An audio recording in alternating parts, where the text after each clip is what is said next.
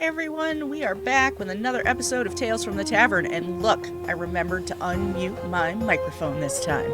So, it's a win already.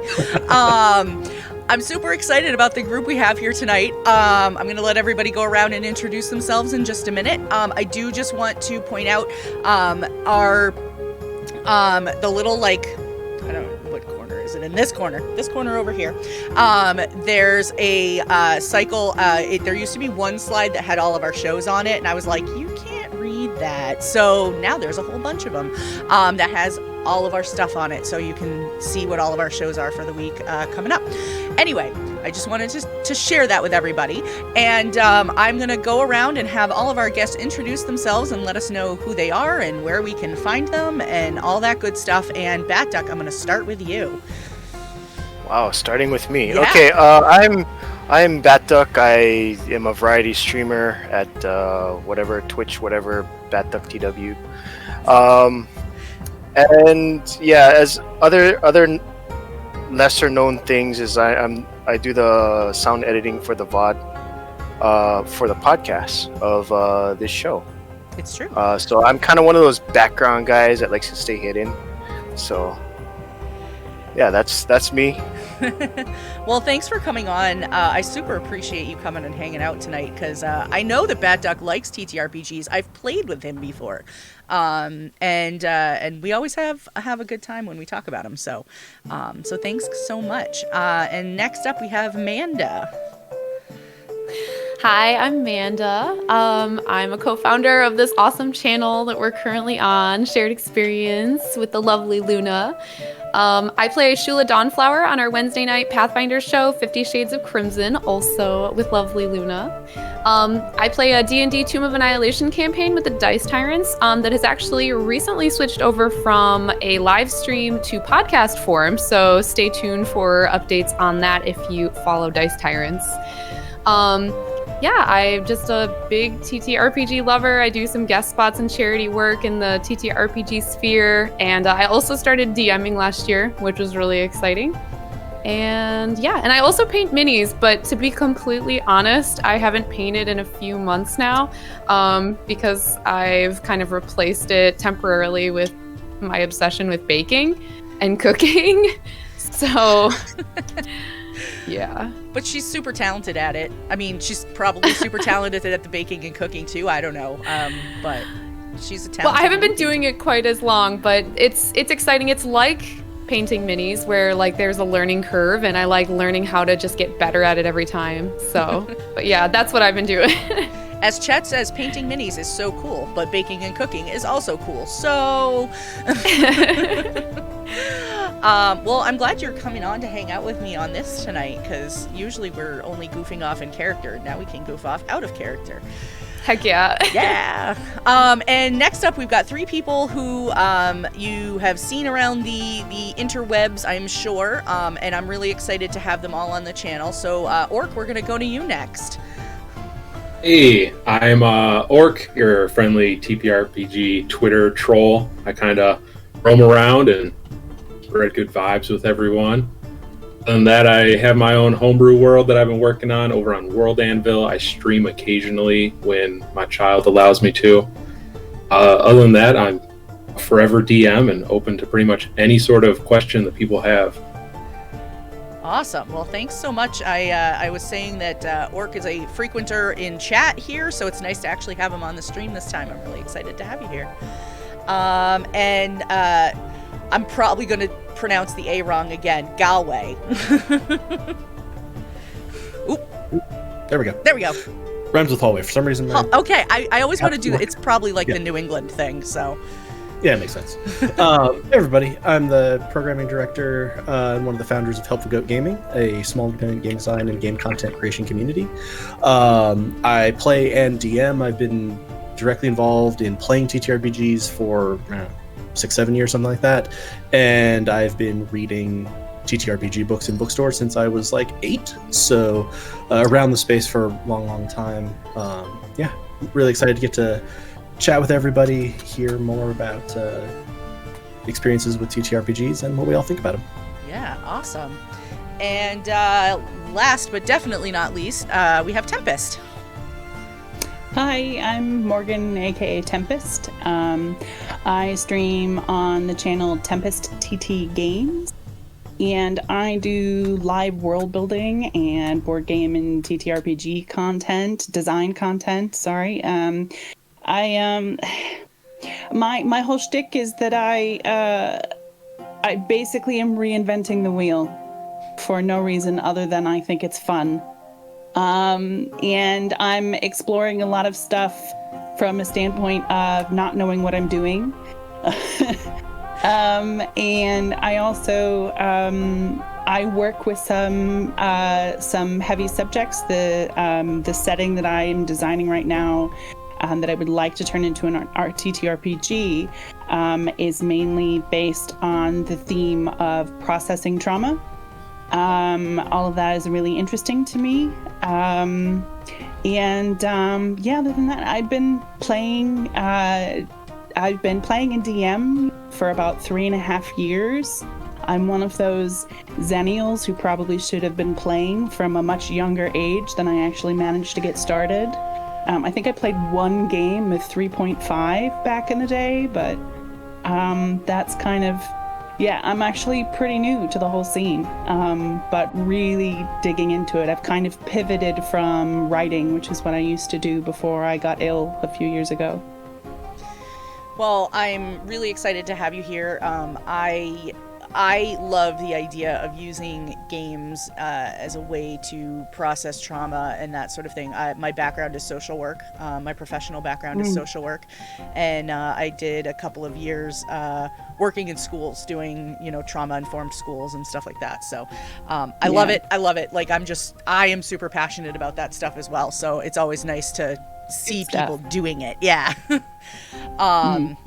Well, thank you all, like I said, for coming to hang out tonight, and thank you all, chat, for being here and wanting to talk with all of us. So, if this is your first time here for Tales from the Tavern, basically our entire conversation centers on questions from you guys. So feel free to drop your questions right in chat. We have a moderator who will get those to me, and we will discuss them as time allows. I do want to let you know that we have a channel point redemption. You can use up to not you each, but a total of 3 can be used every night. That is called Ask My Question Next, and that will bump your question right up to the next question in the queue. So if you have a really burning question, you can definitely do that.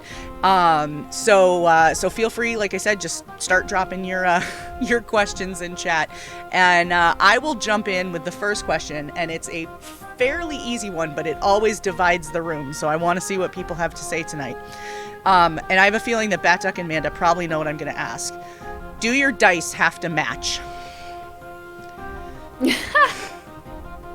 No. It's such a good question. I also say no, but for no reason. I think you can have your favorite set of matching dice, and then you can have your garbage can of random dice that you just like to show off to people. I'm nodding because I agree that's a thing that people do, but not me.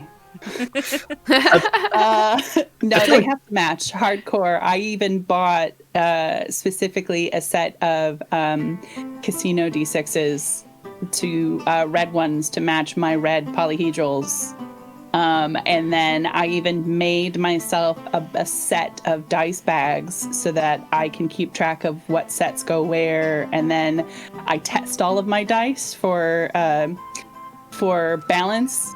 And the ones that fail go into my giant bin of dice that I just sort of I put on a shelf in my lounge for decoration.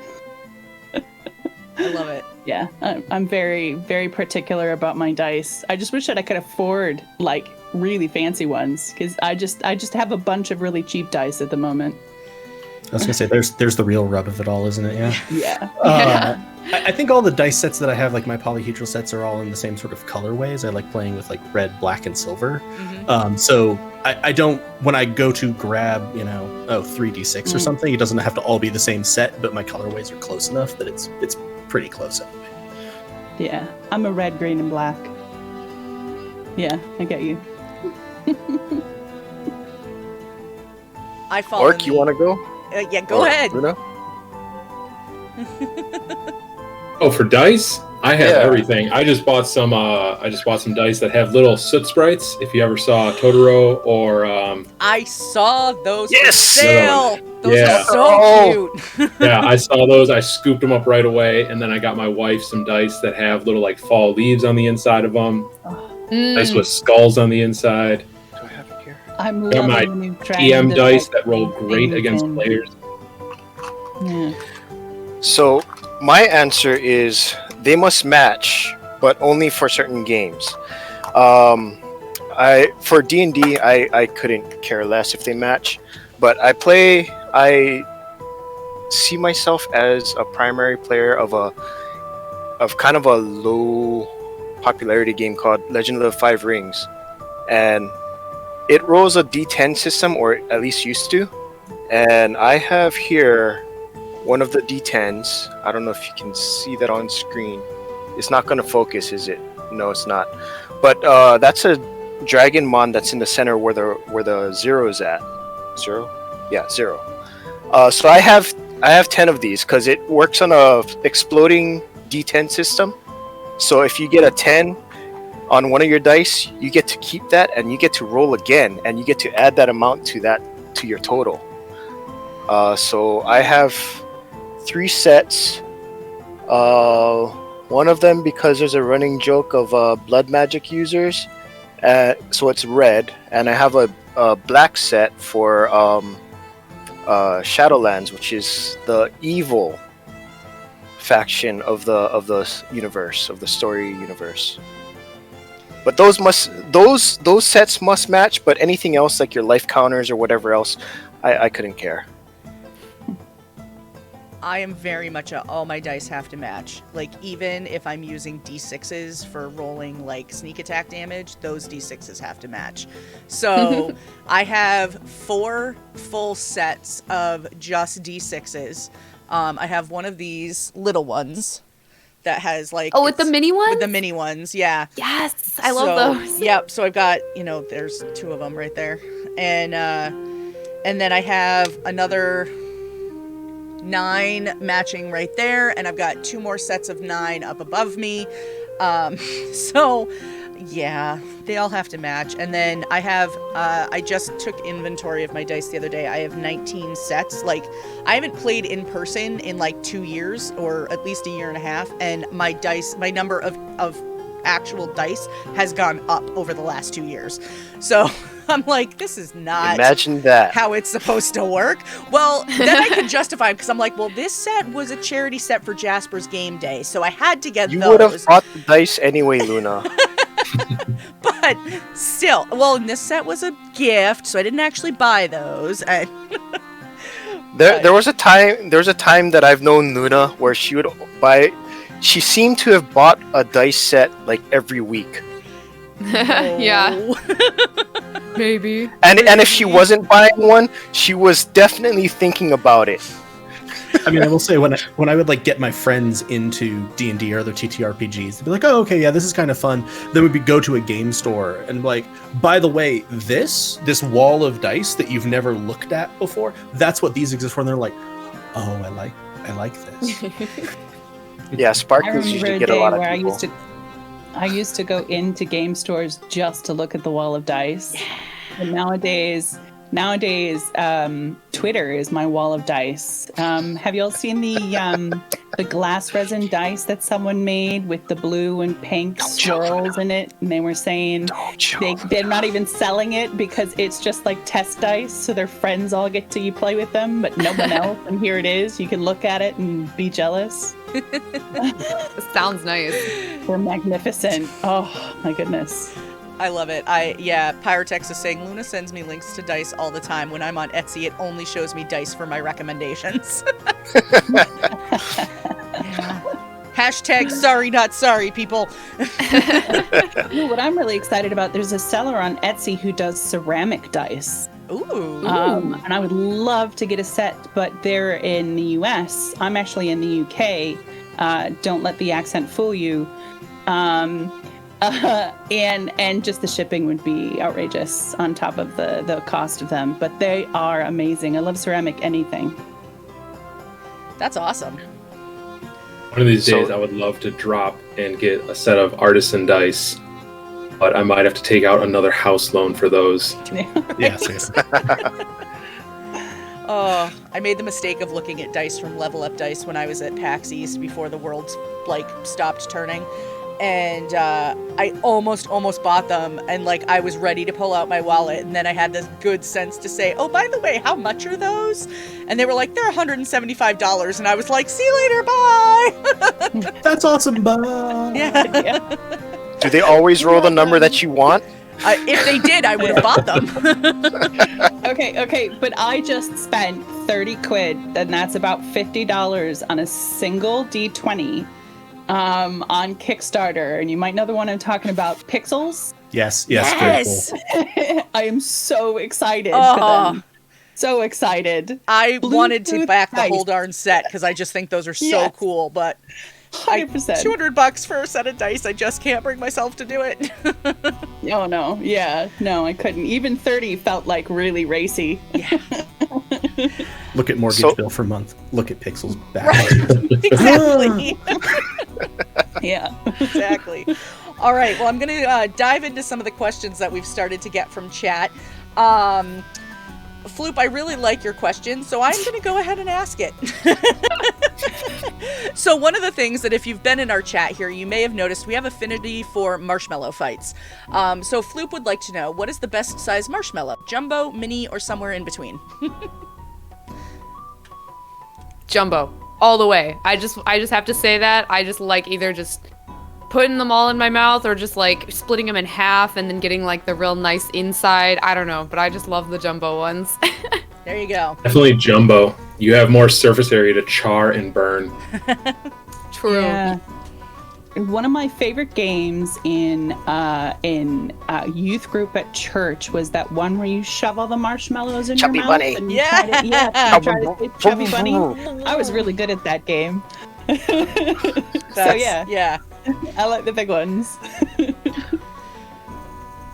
All right. Well, I'm glad we Yes. established this. Oh, BatDuck, did you have something to add? Yeah, my answer is yes. Definitely for roasting marshmallows, you want the jumbo ones because there's no way in heck you're gonna put one of those mini ones on a stick and roast those. If you do, I'd like a video. But I like the mini ones if you're trying to like melt them into hot cocoa because it melts faster because it's smaller. Yeah. True. So yes. Or if you're making Rice Krispies, you want the small ones. Yeah. Yeah. Those melt easier. Yep. Yeah. Yep. All marshmallows are wonderful. It's true. It's true. If you're a marshmallow manufacturer, we would love to have you sponsor us. So the reason that marshmallows are a thing here is because I keep these on my desk, and they are actually not meant for marshmallows, but that's what I use them for. I picked these up at PAX East. They're actually dice catapults. I use them for mini marshmallows at the table. So I have been known to fling mini marshmallows at my D&D table, namely at the DM. So that's where that all got started. So that's why marshmallows are now a thing. I feel like as a DM, I would take that because I'm just getting snacks. That- Right, exactly. I'm going to try to learn what behavior prompts you to launch marshmallows at me and be like, this, okay, feeling a little peckish. Let's do that. Catch. Right. Yeah, so it's I like those. Now I keep them sitting right here just in case I ever need them for any particular reason. All right, so let's see. Samwise the Pooh would like to know, something I've struggled with before is getting a committed group of players together. What suggestions do you have for getting a group together that lasts past the first session? Patience. Friendship. If you're a solid core group of friends, then usually you'll be able to go through all the necessary stuff of playing to be together for a long time. If you're a group of randos from like a local game store, Yeah. you're probably going to dip in and out. If you expect to start playing tomorrow, then you're going to run into that issue. If you can wait until you find like 3 or 4 people that you really get on with, then, you're gold. I kind of have to echo the things that I've worked with. Yeah, everyone here said some of them. But one thing in the chat that's worth noting, specialized snacks. If you can lay out good snacks, you're going to get people to come back for at least one more week, and then it's a habit. The thing I will say that has been most effective for me, like, I think, in the history of ever, is stream the thing. Suddenly, everyone's like, okay, fine, yeah, I guess I have to show up because it's going on the internet. Yeah. Yeah, like for shared experience, one thing that's worked really well for our shows is we do auditions. And if you're not planning on streaming anything, you know, you don't have to necessarily call them auditions or anything. But, you know, me and Luna and Atomic Zero get together and we lay out, okay, this is the parameters for, like, you know, and the expectations for a cast member, both for this particular show and for just the kind of people that we would want to play with or have a part of our community. And we make sure we have all of those ideas set out ahead of time. So then when people, you know, would be interested in playing, then they would be able to understand, and I feel like that would kind of like promote more commitment in a way, because everyone's on the same page, and I feel like we've had good success. And I know that's for streaming, but I've also kind of used those same kind of mechanics like when I started my home game that I DM and stuff like that. So I think just kind of getting all of that out there in the beginning, you'll get a bunch of people on the same page, and it'll just work itself out, hopefully. Yeah. I would add that I've basically not had to even look at Roll20's LFG since I started finding communities on Discord.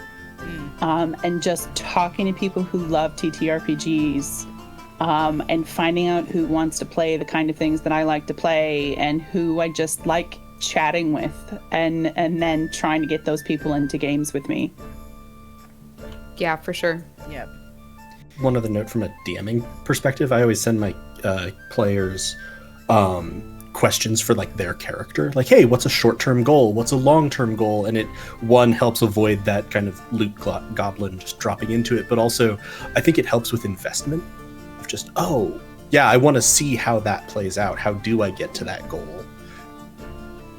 I think the other thing too is session zeros are super important. Make sure that everybody's on the same page before you even start playing, both about the commitment and how often you're going to play, what is involved in actually playing. Does that mean we're all going to come and cosplay every week, or does that mean like, hey, you're in charge of dinner once a month, or that sort of thing. And then also making sure that you're all comfortable with whatever the campaign, obviously the DM doesn't have to be like, and in episode 4, we're going to do this, but whatever the overall premise is, because, you want to make sure that it's you're not going to hit on something that's going to make people feel uncomfortable.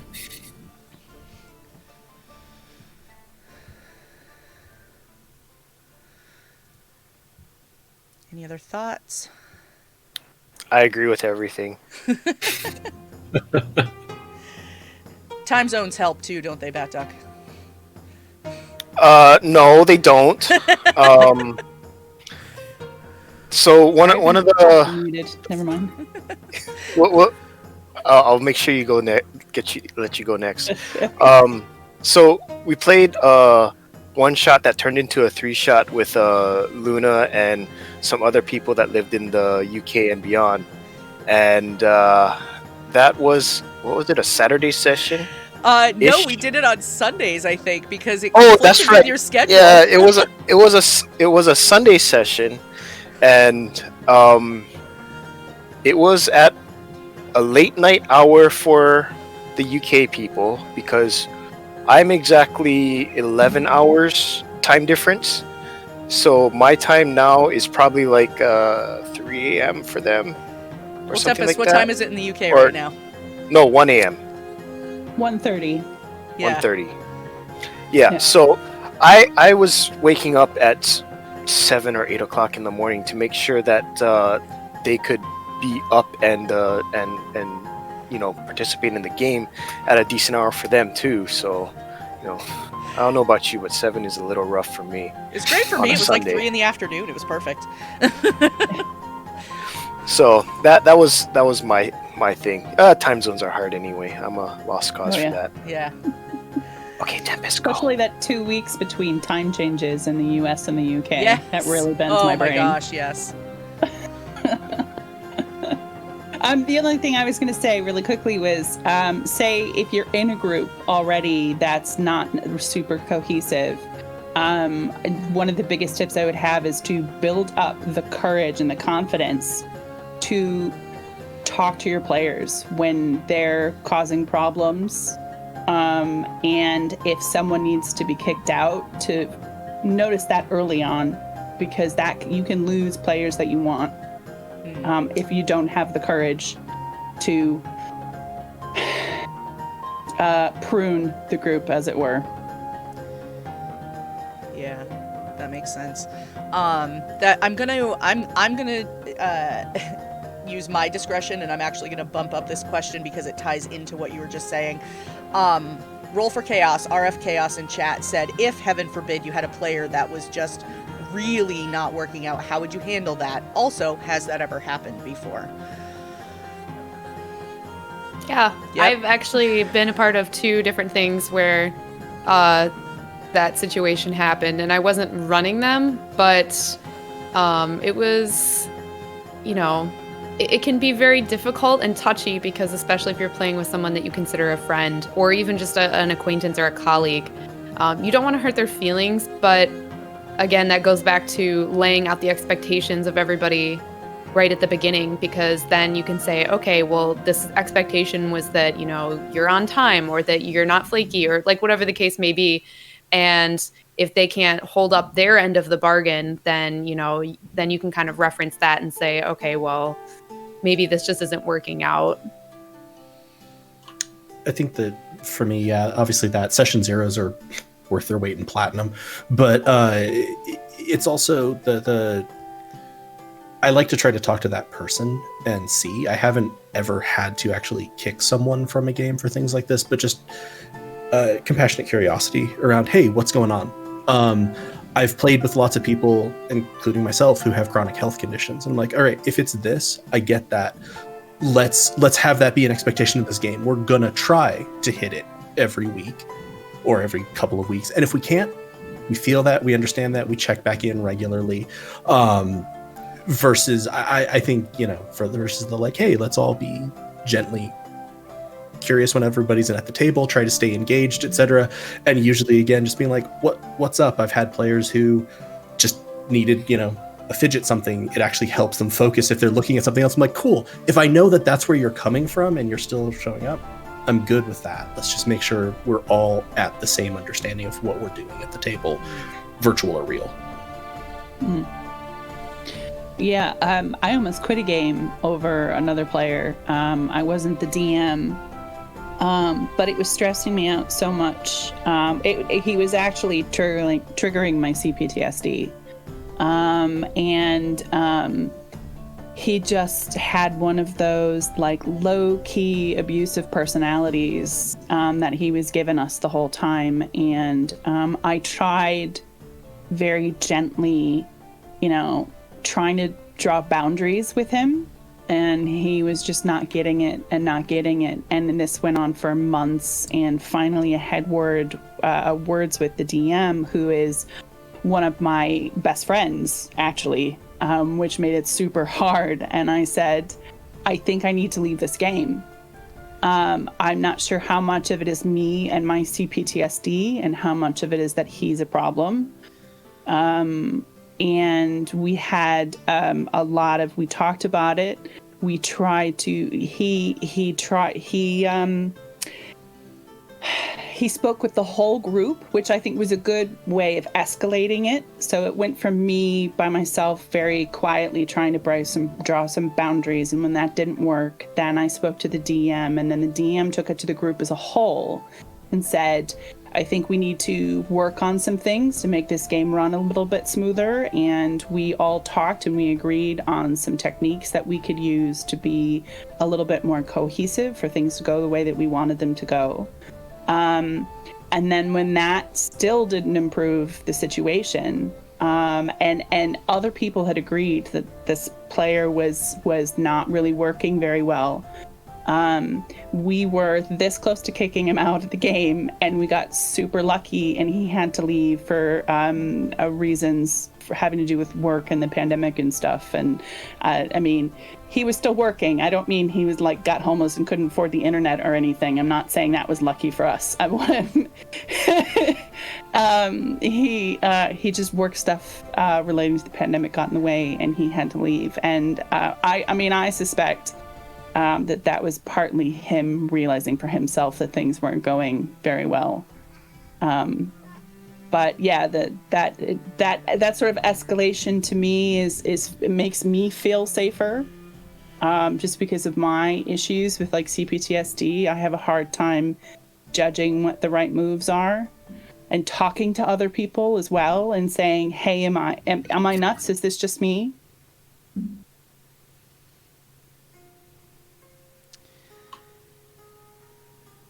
Yeah, I think it's really hard. I sat at a table a while ago where we had a player who we didn't ask to leave the game, but definitely was a concern for the people at the table.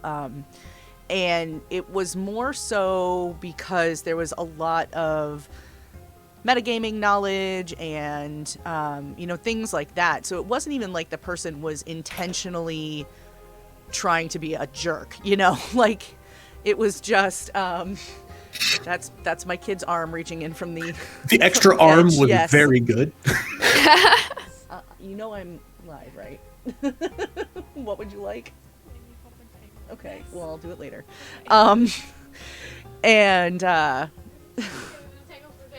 So that was a challenge, and so it really just came down to the DM having to have a conversation with this person and kind of leaving it up to the person to say, like, yes, I can get control of this, or no, I this is something that this is just how I play, and so it was a challenge, and it did get better, for a while, and then the game ended up ending anyway, so it worked out. But yeah, it was a challenge for a while for a lot of us. All right, let's see. Strangely Word would like to know, how do you do effective world building? Or, if you're a player, what makes a homebrew world immersive for you? I'm really interested in the second half of that question. I know for myself, when it comes to world building, I've tried different techniques over the years where I would draw a huge map and then kind of work, different areas, try forming states and mountain ranges. I found for me the best is to start with one location, start with a town, and then kind of grow out from there. Establish your political boundaries, kingdom boundaries, your different types of terrain. Or you can just start with one small area and let the party build the world as they explore it.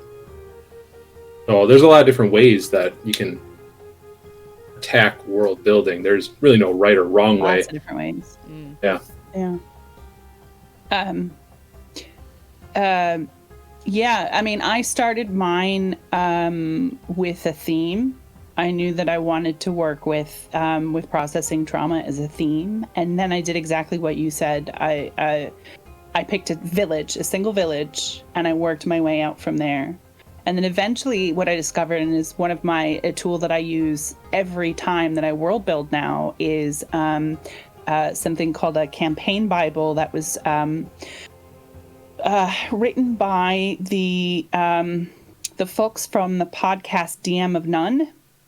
Mm-hmm. It's based on the concept of a show Bible from television, what you would have to work between television writers in order to make your writing more cohesive. It's excellent. It gives me basically a step-by-step set of things to try and sort of fill in, basically just to make the world playable, because that's I'm still at the point where I'm trying to make the world playable, and the sad thing is I've been working on it for like 3 years now, and I still don't think it's playable. Obviously, I think what tool you use depends on what your situation is and what kind of game, what your deadlines are, what kind of game you're trying to run. the thing I'm really interested in right now that I'd like to start using is there are so many world building games out there right now that you can actually take those games and play them with your players in order to create your own homebrew that everyone has a part in. And to me, that is an amazing way of actually bringing your players in and having them be invested in the world, is have them having actually created it. Yeah, that's great. As a player, because I've never created homebrew, that's a great idea. You can actually see a really great example of this in action, and I'm gonna brag on these people because I brag on them all the time. They're amazing. It's a group called Indoor Recess. I like the name alone. Yeah. They stream 5e on it's usually either on Roll20 or it's on D&D's channel. And they just started a new game that's entirely homebrew, and they started it by playing Companion's Tale and, I'm sorry, did you say Street Magic? And it was actual Street Magic? No, the game is literally called. Oh, okay, it's called. Magic. Okay. Yeah. Oh, that's awesome. Yeah. Okay. I'd be like, that's cool too, but I'm sorry, did you say Street Magic is a city builder that is somewhere between Microscope and The Quiet Year. It takes a lot from both of those two games. And the other one, Companion's Tale, is a lot like The Quiet Year, but it's actually it's a board game. It has cards, and you can't buy a PDF. You can play it on Roll20 now. But if you're going to buy the physical game, you have to buy it. It comes in a box like a board game. Interesting.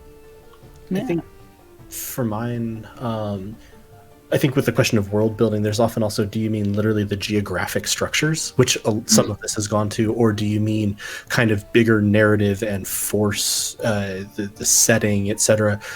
For me, I come from more of a writing background.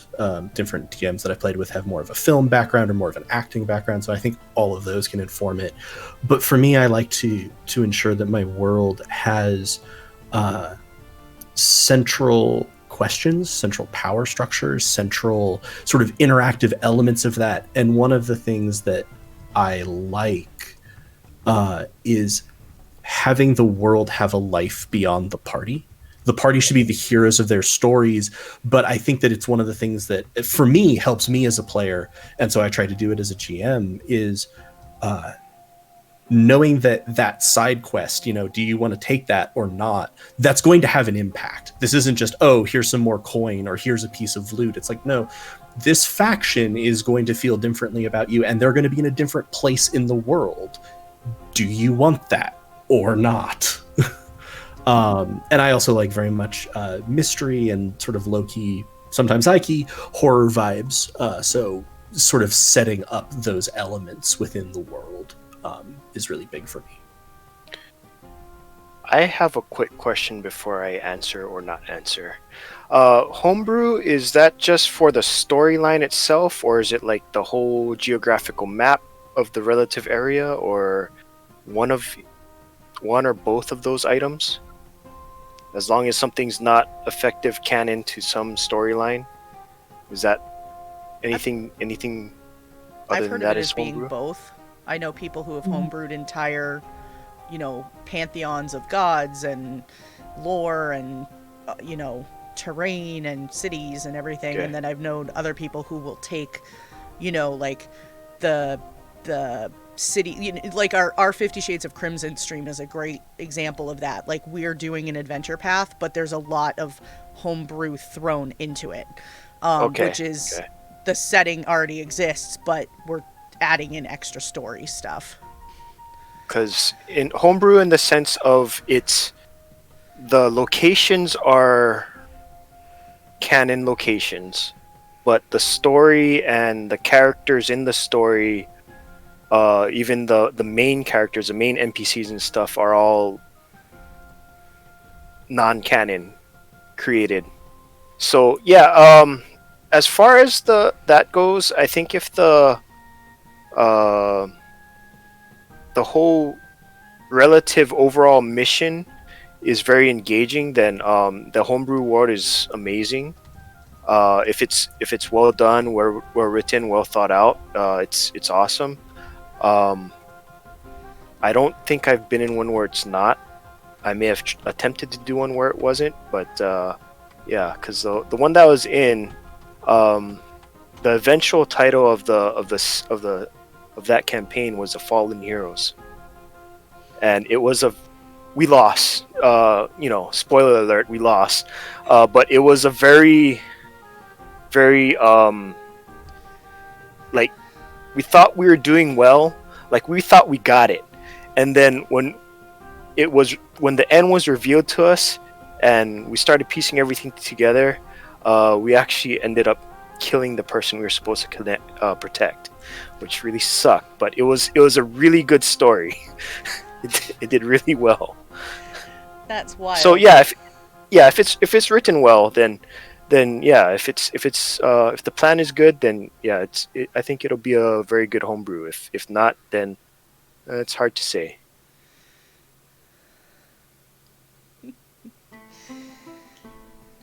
All right. Well, let's see. We've got a few other questions, and we've got a little bit of time before we head to our break. So let's see. The next one that we have also comes from Strangely Word, and the question is, what is your least favorite type of character, NPC or PC, to play, and why?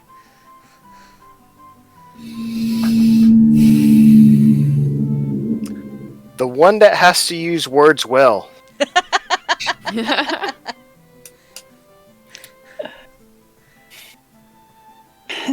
I don't know if I have a least favorite. I have one that causes me a lot of trouble, and that's a face character, because I could go off on one. I can talk way too much. I can just not stop. And I've found that if I'm playing a face character, I'm running into the issue of talking over other players a lot. So lately I've been trying on playing one that isn't, to get a better balance. I think one thing that I learned as a DM that I maybe don't like to do as far as NPC, because I think for just a player character, I like all the PCs that I do. I haven't been forced into any parameters that I haven't liked yet. But as an NPC, I feel really, or as a DM, when I'm doing NPC stuff, I feel bad when I know that the NPC is like gonna backstab the players and is like bold-faced lying and they don't know it and like just wants to kill them and is using them. And I'm like, I don't know, I have such a big heart that I actually feel bad about this like fake person that's in this fake world that's messing with my friends. So maybe that one, but I wouldn't say it's like super bad feeling. Yeah, I think going off of that, like DMing wise with NPCs, I have a really hard time, and this would also be with my PCs, I've just never made one this way, of like someone who is consistently mean. Like, it isn't even the evil. I can kind of get around the like, oh yeah, I'm tricking the party and I'm okay with that on the NPC side, but I'm like, I don't want to inhabit the headspace of being really unpleasant to people for a 4-hour stretch or something. I'm like, nah, that doesn't sound fun. Yeah, I don't have a least favorite class to play. I mean, I've been a DM for 20 plus years, so I kind of had to play all roles. When I was younger, I was forced to play a cleric since no one else wanted to. And that, I was like, if I'm going to play a cleric, I'm going full bore with it. I'm going super religious. I am going to convert the party. And it ended up being one of my favorite characters because I did convert the entire party to my religion. I'm going to convert the party. Do you know what? You just explained to me what my character that I hate to play is a religious character. See, I love it because, like, all right, personally, I'm not religious at all, but I love playing a super religious character because there is that, you can admire someone who has that faith that can move mountains. And in 3E, it was real easy because there was I think it was Aspect of God or whatever the spell was called, and it was like, I'm going to cast this spell. You all get these little bonuses, but if you believe in my God, you get these bonuses. So everyone was quick to convert. We had morning prayer and did the whole thing. Yeah. I was really religious when I was a kid, and I turned out to be both gay and trans, and that didn't really go well for me. So when it comes to religion, it's definitely a trigger for me. So I actually it's on my lines of veils. It's one of my veils, basically, to say I can't handle very much religion in my stuff. So, and I once played an OD&D or BD&D or original D&D game, Keep on the Borderlands, with a friend, and I rolled a character that could only have been a cleric. And that was my first experience actually playing one, and I basically wrote the most tolerable possible cleric on the planet, who was like a cleric of this really old god that I made up. Basically all they had to do as a devotee of this god was to just walk around, wander the world in poverty. And so there was no like evangelism involved or anything like that. And that was vaguely tolerable, but anytime I had to cast a spell, it got super weird and I wasn't comfortable with it. But that's my personal stuff. I somehow, inevitably, always end up making characters that are smarter than I actually am. And so I'll be looking at their intelligence and I'm like, nope, this is going to end real badly for me, because like my character should know this information, but I can't figure it out. And that's a problem. To be honest, the underdogs are always the best characters. Yeah. They really are. Mm-hmm. I think the ones that I've disliked other people playing most are the ones who are actually good at whatever it is they do. I hate Scorpion Clan. I love playing them, but I hate them. It's a group of people in that Legend of the Five Rings game who are just all about deceit and lies and everything like that. But you know what their actual purpose in that world is? They're to provide they provide the loyalty aspect to the throne. So, but it's a provide the loyalty by any means necessary. Interesting. Scorpion Clan has some of the best combat techniques. Depends. At least in the third edition version. Yeah, I tend to favor dual wielding because I just think it's cool. So I tend towards the Dragon Clan myself, and I also tend to think a long time. So that's also the Dragon Clan thing. But anyway, beyond that, yeah, those people are evil. What about a type of character that you actually really enjoy? This is a general question, not just for Batduck.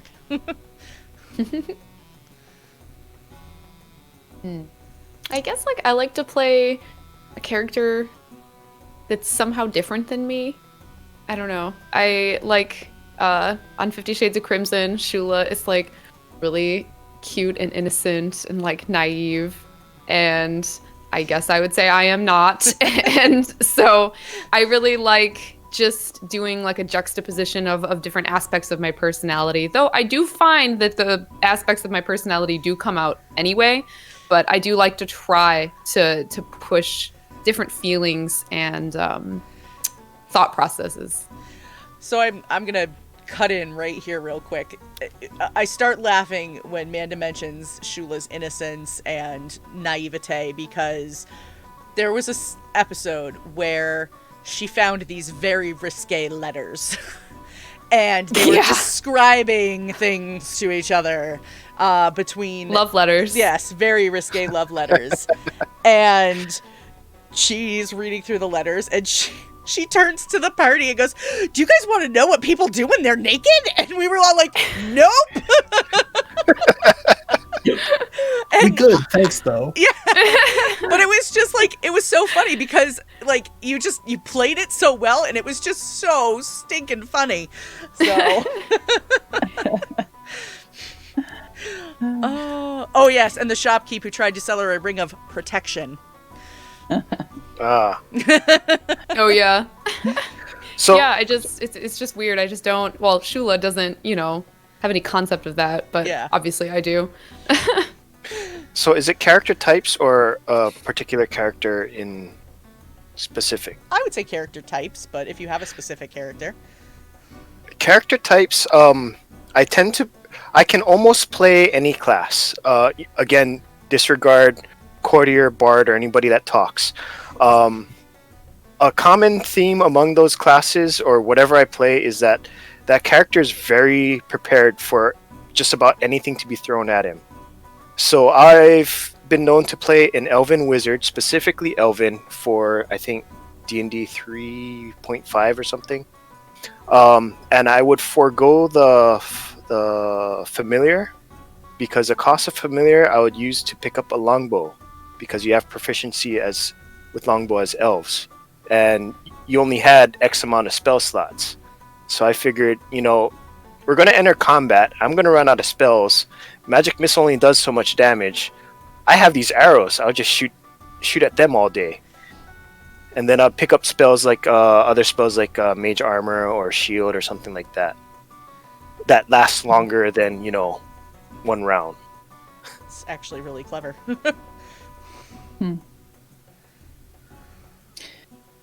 The more and more I talk about my playstyle and the kind of games I play, the more I realize I'm kind of harping on a theme. But I like to play the characters that focused on an aspect of myself that I like to work on.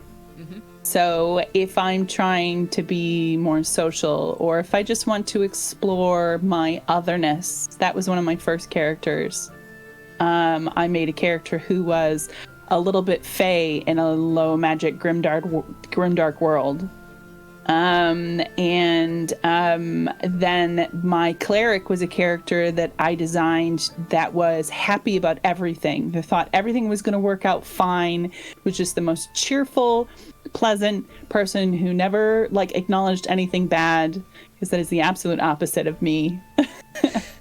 And I had great fun with that. And then a newer character that I was playing in my Pathfinder game is a nonverbal character, which I find really interesting. And they are a witch with a raven familiar that speaks for them when necessary. Oh, that's cool. That is cool. Yeah. I think I'd strongly echo that. I like to build characters that have something of me in them, whether that's something I want to work on developing more or something I'm just trying to think about. And I'd say I like building my characters to either subvert a trope or a pretty standard trope in something, or to provide sort of a contrast in, say, their attributes versus what you might expect, because I think it's just a lot of fun to get to play that out. One of my favorite characters that I've played on a stream was a 2-foot-tall kobold monk who was perpetually drunk, and just essentially I'm like, look, if I ever KO someone and you ask me to describe what it looks like a Shoryuken from Street Fighter, because he's too tall. He has to jump to hit anyone. But just things like that. My main character for a long form campaign is playing a lot with this idea of what does it look like to care for others and care for yourself, and being a healer in more ways than just, oh hey, you have more HP now, but what does that mean? Interesting. Yeah, I love playing loud, semi-annoying, almost cocky characters. Like my favorite, I based him off of Zorro, and kind of like Tasselhoff Burfoot. So he was a halfling. He ended up being, I think he was 7 or 8 different classes in 3rd edition. And all he did was he tumbled around the battlefield, stabbed, poked, swiped at everything, tried to swoon all the women. And he was just so much fun to play. And that has kind of, it comes out in all my characters where I'm like, I'm going to be a somber fighter who's grim. He has a horrible backstory. And then next thing I know, he's joking around and trying to be charming. And I'm like, damn it, I was so close. Almost. I think, speaking of characters, so a lot of my characters tend to be fairly, like, I wouldn't necessarily call them happy-go-lucky, but, like, fairly upbeat characters. But I think my favorite one that I did, one of my favorite ones that I did was a long time ago.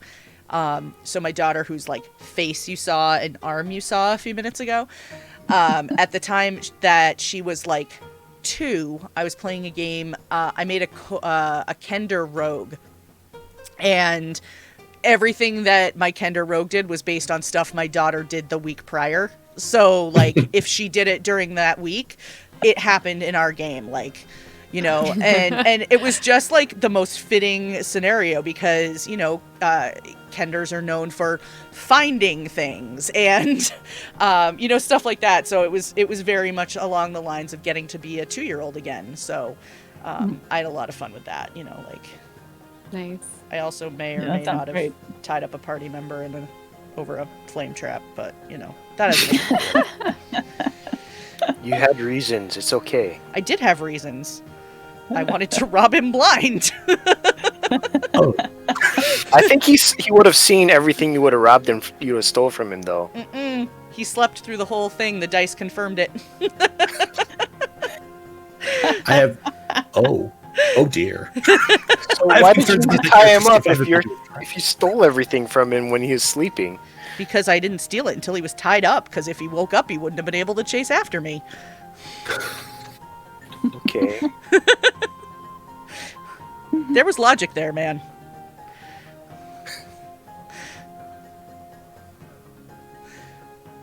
All right. Any other thoughts on that before we move to a break? All right.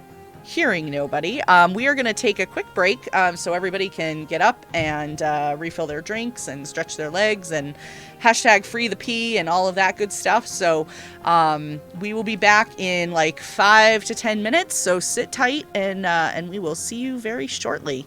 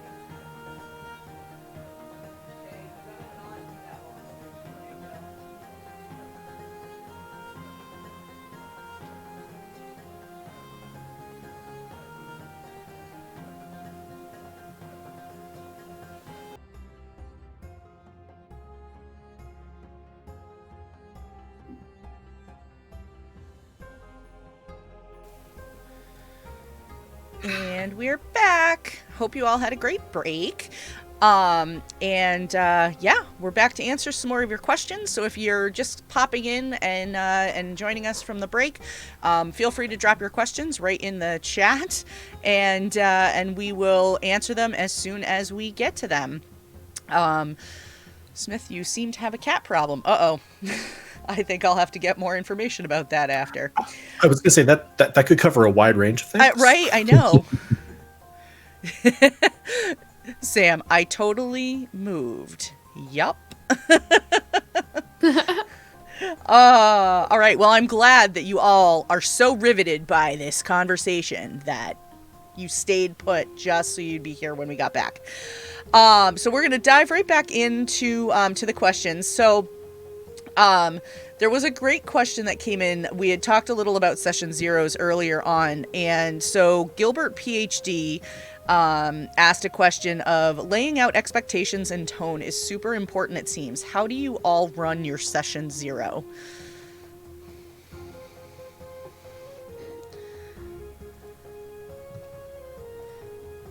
I make sure I don't die. That is important, yes. While everyone else is figuring out their answer, I'll explain that. One of my friends was known to run, I believe it was a cyberpunk campaign, and as I'm told, either it's just the way he runs it, or it's in the book. It's in the actual book where you could make decisions as you're making your character, and you make the wrong decision, like, get involved with this gang, and then you want to get out, and they say no, and then they kill you for it. That's kind of one of the things that happens. Or you want to get an implant, and your body rejects the implant, but you can't get it out, so the implant, ends up poisoning you, and you die. So yeah, not dying in a session zero, that's kind of what I mean. Okay, so it's very grim, but it makes for if you get out of the session zero and actually get to the game, you're very connected with your character. And I've played in 2 of his campaigns, and you get a really strong connection with your character and the other NPCs, where you want to do the best for kind of everyone, or you want to kind of get the best result for everyone. And you're very committed to that versus like, I'll just write another character and it'll be nothing. So that's kind of the effect of that. All right.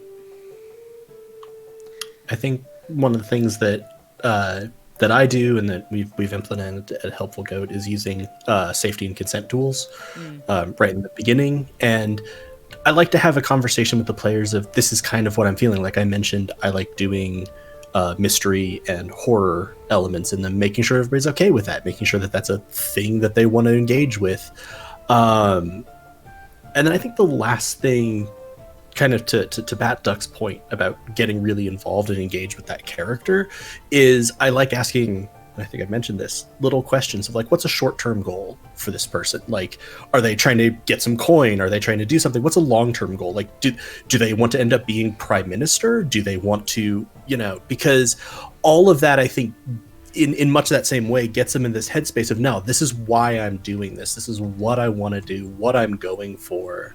And I really enjoy that, and I think it helps the players be like, okay, we're not touching these topics, we're being careful about this is why we're doing it, let's go.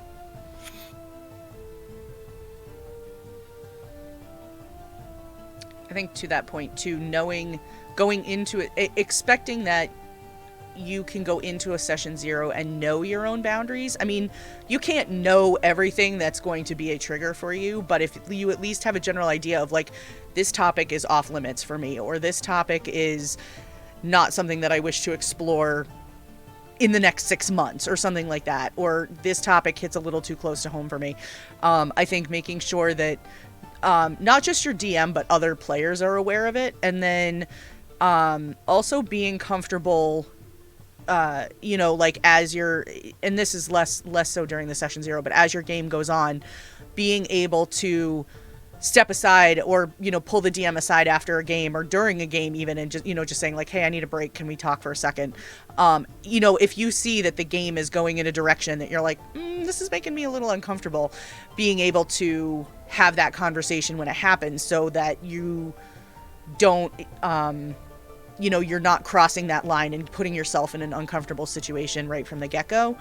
And then also reading the table and noticing like, hey, this person's gotten really quiet since we started this, whatever it is. Maybe they need to take a break, or maybe they need to step away for a few minutes, and they just don't feel comfortable saying that because they don't want to be that person. But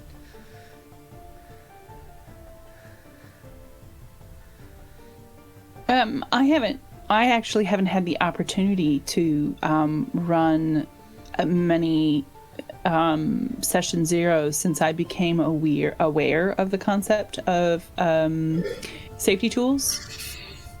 But the last game that I ran, which was the Quiet Year game that I streamed on my channel, and I made the mistake of not doing a session where we talked about safety tools. Our whole session 0 was not really a single session. It was a lot of asynchronous conversation over a period of weeks, where we talked about what kind of game we wanted to play and all this other stuff, and how are we going to accommodate each other's chronic illness and those sorts of things. I will say, however, that I've never met two people in my life that I felt so comfortable around and being able to just talk about these kinds of things. So even midway, when I realized, why didn't I do safety tools with these people? I thought to myself, but I also know that I can talk to if something comes up, I can say to these people, look, I think this is a veil for me, guys. We were all generally aware of what the safety tools were in the first place, and I cultivated with these folks an atmosphere of inclusion and welcoming diversity, and anything that they brought to the table that they should have felt comfortable with. And we've had conversations about it since, where we just feel so comfortable with each other. And what we can say and do. So in that sense, it was maybe okay. I still regret not doing the safety tools conversation with them and actually getting a list from them of stuff that they had already thought about. I think one thing for me also, since I DM a lot for streams, one of the points that I always try to make exactly in that comfort vein is in-game session tools. We use either a variant of the X card system or something like it, but I always try to stress to my players, and I think it's a really important thing for GMs generally.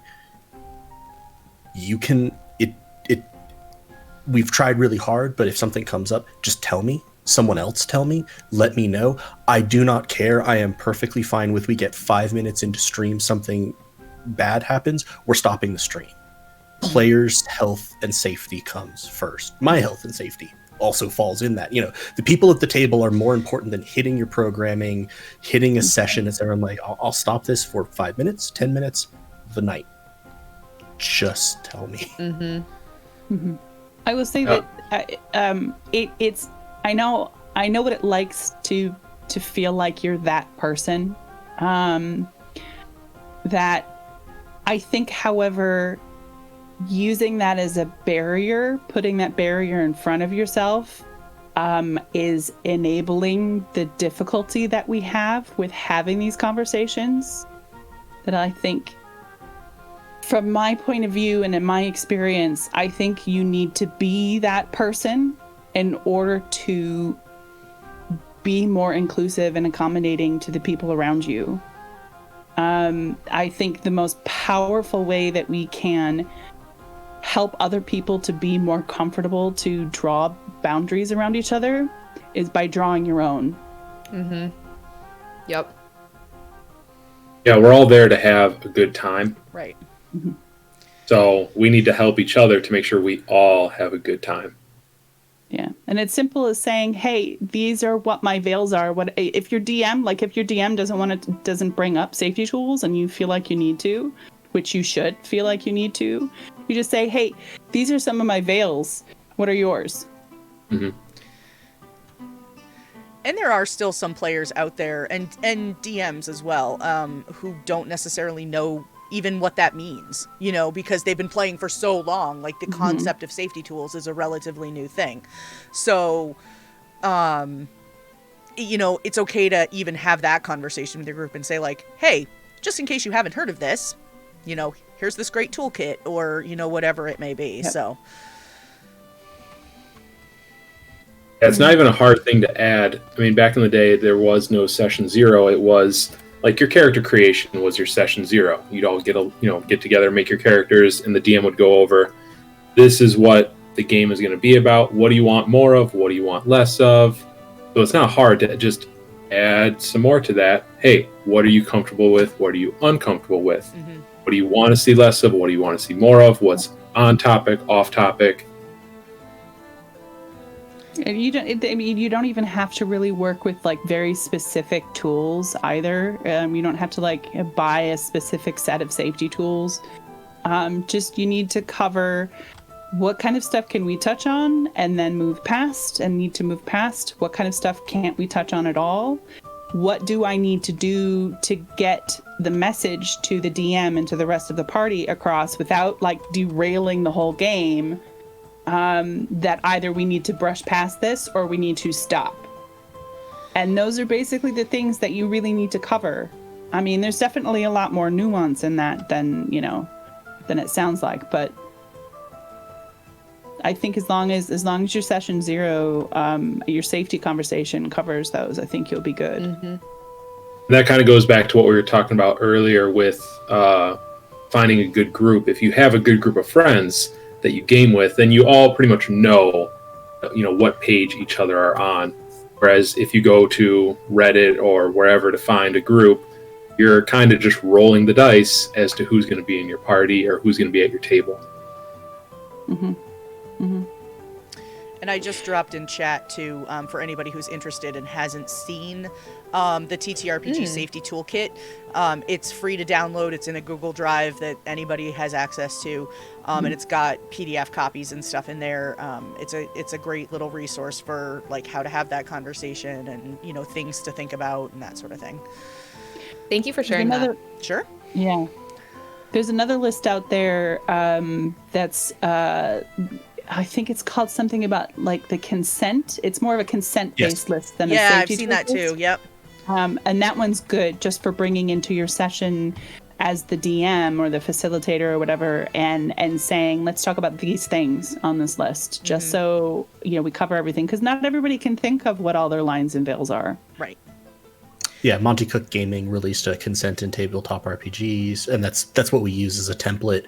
And one of the nice things on that is it also has a bunch of customizable fields in its PDF. It's free to download, so that if I know I'm running a horror campaign, it's like, hey, there's body horror in this. Yeah. Are you okay? And I like using that, because one of the things I will do is try to talk with players, because feeling safe around that process is really important. Of like, look, I'm going to build a master one anonymously, so it just takes the most shut off, the most lined, to the most veiled of anyone that is at the table. We'll talk about that, and if anyone feels comfortable and needs a bigger discussion, we can have that. And if you're comfortable being open about that, otherwise, let's talk to me. We'll figure it out. I honestly Good old think Monty that's Cook. Yeah, I think that's the thing that every new game now should have somewhere in their book, is a list of the game's inherent problematic spaces, whatever those might be. If the guys who do Spire and Heart, in their book on Heart, they talk about body horror and stuff like that. Even playing The Quiet Year. In the newer version of The Quiet Year, Avery Alder talks about how she acknowledges that the game is inherently colonial, and that how that can be problematic. I think that's really important moving forward.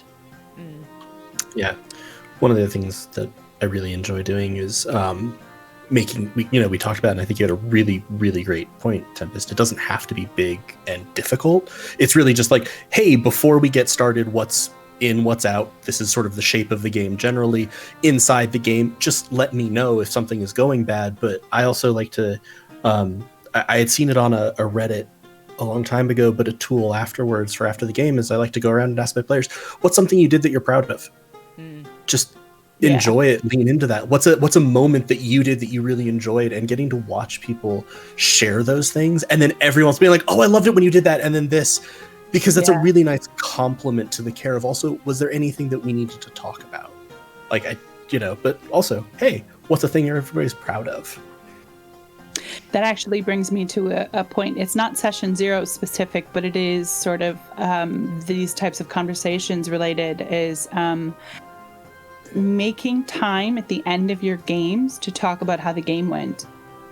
I think is not just great for trying to have the best game that you can possibly have with the players you have at hand, but also for talking about those moments that might have been slightly uncomfortable for you, where you were thinking, "Oh, I nearly pulled the veil there over that, but we did all right with it," etc. Those are great things. I know a couple of people who do those, and it's on stream, and it's amazing to watch. It's so impressive. It's such a great idea. One thing I just want to point out too is that things like lines and veils don't even necessarily have to be things that are traumatic in the sense that we think of them, but like, I'm arachnophobic. I don't like dealing with spiders. I don't like the idea of spiders. I don't want to play spiders. So it'll be funny because Batduck is laughing hysterically because this is a known thing. And so, like, there will be some games that, or like, Batduck and I watch anime together pretty regularly during the week. And, he'll be like, "There's spiders in this. Are you going to be okay?" And it's like, okay, like that animation style I can handle. But if it's like super realistic, I get a little freaked out. So, yeah. Yeah, and Katie Machen says spooters. Spooters are okay. Spooters are a whole different story. That actually reminds me. How do other people feel about how public your lines and veils are to the rest of the group? I'm kind of weird about it because I have a lot of anxiety about talking about myself, even though I'm on the show. But this is coming out of my comfort zone. And I try to practice being open. And so definitely, I feel like initially it would be hard. I've actually taken questionnaires before participating in one-shots that talk about the veils. And I'm like, I don't know. I always lack the self-confidence, and I feel like that I might be judged, which is stupid. I know that that's not true. But like you had mentioned before, which was such an important thing that you said about how embracing that will normalize it.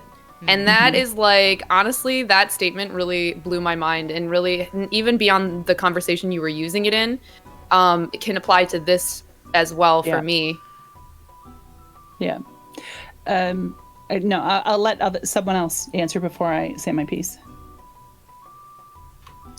I think I would sort of echo a lot of that, of both DMing and playing. I try to be like, yeah, this is hard for me, or it doesn't have to be this is traumatic. Again, I think it was to Luna's point of just like, I am also arachnophobic. Can we not have perhaps the detailed 5-minute discussion of the giant spider coming closer to me, because I'm going to get a little freaked out? And also just like, hey, here's content that I don't personally enjoy, and that's okay. That's going to make it an uncomfortable space for me, because I've had so many players, as I've had the opportunity to play with more players in our community and in our stream, be like, oh, I feel really bad about how many things I marked down. And I'm like, you should feel free to mark down half again.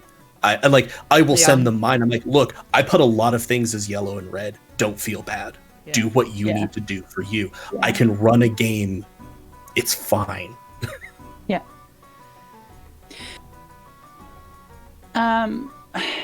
I had a DM for the first time recently ask us, like, do the questionnaire thing and then say he would keep it private so that we didn't have to share it with anybody. And I actually found it really perplexing. I think my assumption was always that this is something that we need to share openly. And after having thought about it for a while, I find the idea of hiding it from the rest of the players problematic. Because how are they supposed to know when they're bringing up something that might be on your lists? And B, because like what you were talking about, Manda, saying these things out loud normalizes this conversation. And strangely, Word was saying in chat that they don't like to have their trauma like open for dissection at the table, and that is 100% understandable. And I will be the first person to say that I don't think that your lines and veils are things that we should be discussing in any capacity other than how we're going to use them in the game. Like, I don't think it's appropriate at all for people to question your trauma. I think that the point of that, those lists of those safety tools, is for us to go, okay, noted, I will change my behavior, and then leave it at that. But you can't have that conversation if you're hiding them. And it enables your own shame as well regarding them. Yeah, you totally just said what I was thinking and kind of sitting on for a minute because I wanted to see what everybody else had to say. But I feel like if you're playing with a group of people who, you don't even have to be like best friends with them as long as you respect each other. And if you respect each other, they're not going to question, like, if I say this makes me uncomfortable, they shouldn't be saying why. You know, they should just say, okay, we'll move on. And then if I feel like sharing maybe after the session is over, like, hey, this is why that made me uncomfortable, or, you know, whatever else I have to say about it, then great. Like, that's on me to share at that point. But I don't think that anybody should feel that they have the right to call out why somebody feels uncomfortable about something. And I don't feel like anybody should feel like they have to share why that makes them uncomfortable. So that's...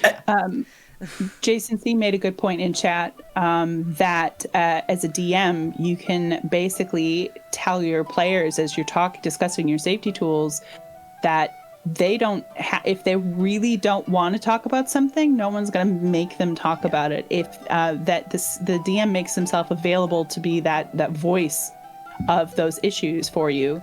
So if there's something you don't want to bring up, then the DM can say, this is on our list of lines and veils, and they don't have to say whose it is, or they can say that it's theirs. Yeah. And it should still be accepted and not put anybody on the spot who doesn't want to be. And that's very much the way that I do them, is because I use the Monty Cook checklist with modifications, and being able to then produce a sort of one of the reasons I produce that master list is for this is everyone at the table and we've moved it over. One, if people are less comfortable, it makes it easier for them to share, especially if they're feeling any guilt or shame around it. I can talk to them on the side. And two, it's kind of useful to have a single doc that we can look at and be like, remember this, instead of being like, wait, was that person, was it real? It was like, no. Here at the table, these are our subjects. Yeah. Mm-hmm. I think also hearing other people's lines and veils, you shouldn't assume that they're about that person either.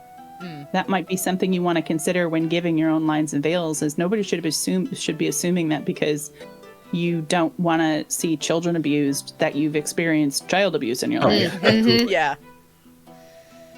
No, I was gonna say, like, for me, hard red is pet abuse or is animal abuse in there. And it's like, it's not like I've worked in animal rescues or, had my pets be abused, but it's like, I don't want to partake in that. That's awful. You can hurt people all you want, and I won't shed a tears. You give the dog the evil eye, and I'm bawling my eyes out. I'm kind of a older school camp, and most of my gaming experiences have been with friends. So I guess those lines have already been, I don't know, predetermined, as because we hang out all the time. Yeah. But as someone coming from that, I guess, playgroup style to something where it's like, oh, I'm meeting friends of friends. Like when I played with Luna for the Death House 1/3 shot. I played a character that was based off of a anime character that wore a boar's mask, a boar's head as a mask. However, the temperament was very toned back to how I would have played it if he didn't have a boar's mask. I just thought the boar's mask thing was hilariously funny.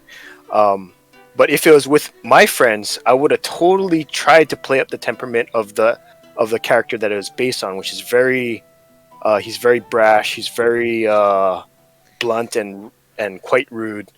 But yeah, I mean, it's good to know coming into groups where you're almost strangers, virtual strangers, to like, oh, should I tone this back, or should I play a little more reserved, or can I go? How far can I go before, we start to see that line? So it's, I think having these discussions, especially in this day and age, especially if you don't know the person, makes a lot of sense to me. Yeah, definitely. I also think it's great when you can encourage it as, consent being a process, and that it's, I always also tell the players, like, this list is not have to be, this is you, like the platonic ideal of you, and in all situations, it's like, it could change. A lot of our lists changed when COVID hit. Like, okay, stuff is now really just too much for me that before I would have been like, yeah, sure, that's no problem. And it's like, yeah, let's just, anything that encourages those conversations, even amongst friends, is, I think, the goal to keep everybody happy and safe. Yeah. I think that actually kind of ties into another question that we had. So RF Chaos had asked earlier before the break, how often do you discover things about yourself when GMing or playing in a game? And I can say that I personally have discovered stuff about myself while playing games that has caused me to have to leave games. Just because, not because of anything, like bad or wrong or whatever, but like, in this particular case, it was this sudden, like, oh my God, I'm playing 3 campaigns and I was doing this stream as well, the Tales from the Tavern stream. I was in 3 stream campaigns a week and doing this show. And it was like, oh, yep, I need to step back now. I just hit that wall. And so it had nothing to do with the character that I was playing or anybody that was involved in the stream. It was just like, that was how I found where my limit was, my personal limit. So yeah, it doesn't even have to be that, it doesn't have to be something that's character related.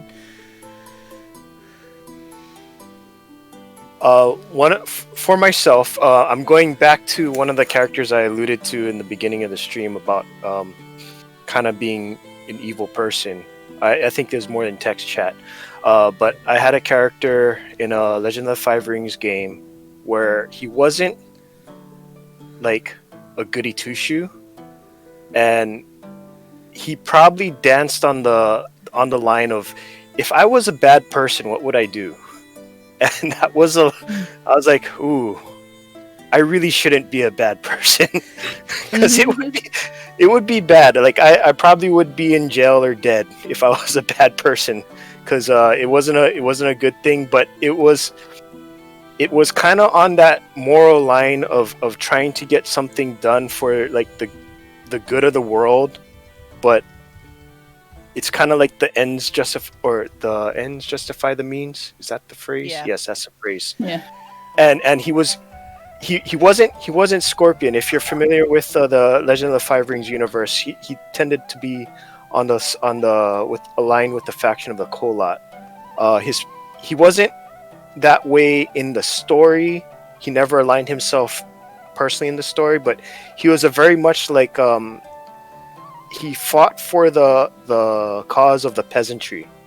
Like he didn't like seeing the peasantry abused and all that kind of stuff. So and in that line, because he was not of the samurai caste, he didn't have to abide by the laws of honor and everything like that they had to. So he could do other things that normally you as a character wouldn't be able to do because you were of a samurai caste. Questionable things. Yeah, for me, I was younger. I was kind of like the stereotypical high school nerd. I was quiet, reserved, like the old school, what you would picture a D&D player as being. That was me. So when I finally played my halfling Zorro, Tommy, that was me branching out into being loud, boisterous, attempting to be charming, and kind of made me into who I am today as being loud, boisterous, and charming. That's awesome. I actually am kind of like similar in that way. Like I historically have not had a lot of confidence or always been super social. And so I just keep trying to push out of my comfort zone with TTRPGs, especially the ones like the live shows. And I just keep like surprising myself like, oh, okay, I can do this. Like I can be witty, or I can, do this, and this. I don't know. I could think about a bunch of different things, but it's built my confidence up a lot, and both for DMing and for playing, which is why I just started DMing like 6 months ago, but I've been playing TTRPGs for 10 years because I was like, I'll never be good. And then someone was like, just try it. And every session I'm like, I sit back and afterwards and I'm like, I handled that curveball really well. Like, I'm really proud of myself. And it just gives me like this really nice sense of pride that I don't feel like I always found through other things when I was growing up. Yeah, I mean, I think you can guess what I'm going to say. I discover stuff about myself every 5 minutes. The way that I play, I do it intentionally, to be honest. So, yeah, I'd say similarly. I love running up against that. Like, oh, wow, this character would react that way. And weirdly, it's often that, right? It's like, this character would react that way. I wouldn't. Huh, what is that? Huh, okay. Yeah. So I just got into a discussion on Facebook with I was responding to a group conversation, like a Facebook group post, and it sparked a conversation of that whole discussion of it's what my character would do. And it's such, like, to me it's such a double-edged sword, because there's the side that people use it to encourage and explain away asshole type behavior, and then there's the side of it where, and this is how I use it when I do use it, is this is not how I would respond, but this is in character for my character, the way that, as long as it's consistent with how I've played them all along, then yes, it's what my character would do. I think the thing you have to understand is when your character is doing things that they would do, it's a choice that you made as the player to have them be the type of character that would do that thing. So if that thing is causing problems for not really the characters, if it's causing problems for the players, then you've done something wrong and you need to adjust your behavior. Yeah. And it's when people don't recognize that they made a choice that is harming their other players is when that becomes a problem. Yeah, 100%. I saw a great response in a thread like that. I think it was on Facebook or Reddit, where someone said, like, your character's being an asshole. Well, that's what my character, that's how they act. Okay, well, how about you make a new character who's not an asshole and gets along with the party?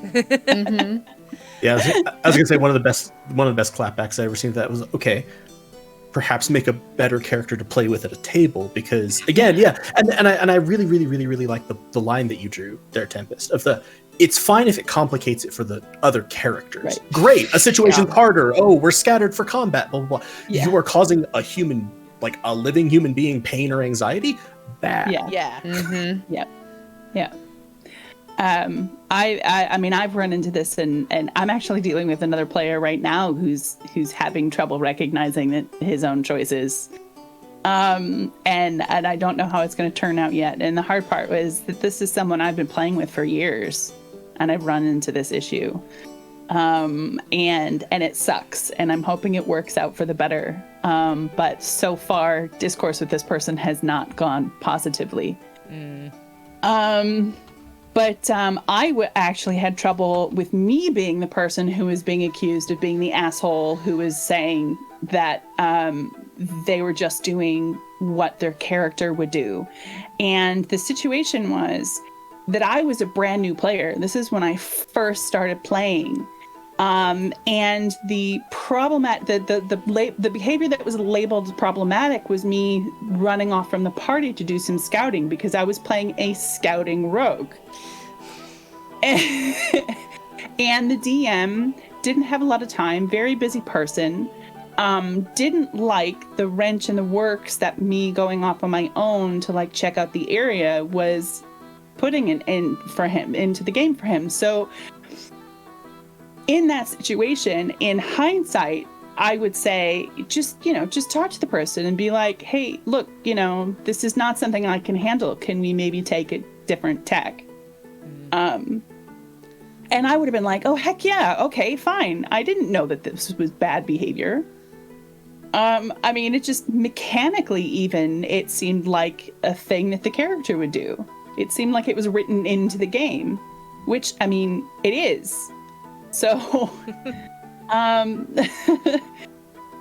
mean, looking back, I shouldn't have been treated that way as the person who was being labeled as the problem player. But that whole game was messed up. I had a really bad experience with that and ended up half being kicked out of the game, half leaving on my own because I got into a surprisingly weird, terrible argument with the DM and was like, this isn't going to work itself out.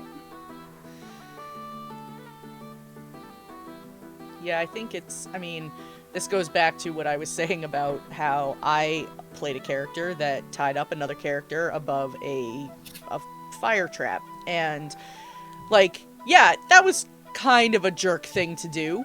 But I also knew that the rest of my table would know that I meant that as a joke. Like, it was all about, like, yes, that was pretty characteristic of what my character would do at the time, because that was more or less how I'd been playing the character all along. And so, but they also knew that, like, me as Luna as a person, like, they would be like, yep, that's definitely something that she would come up with, like, and not really think anything of it, But I think, again, it goes back to what we were saying about, one, is it consistent with the character? And then two, like Batduck was saying, knowing the group of people that you're playing with. If it's a really good group of friends and they know that you're not intentionally trying to be a jerk to the other person at the table, it's it's a whole different ballgame.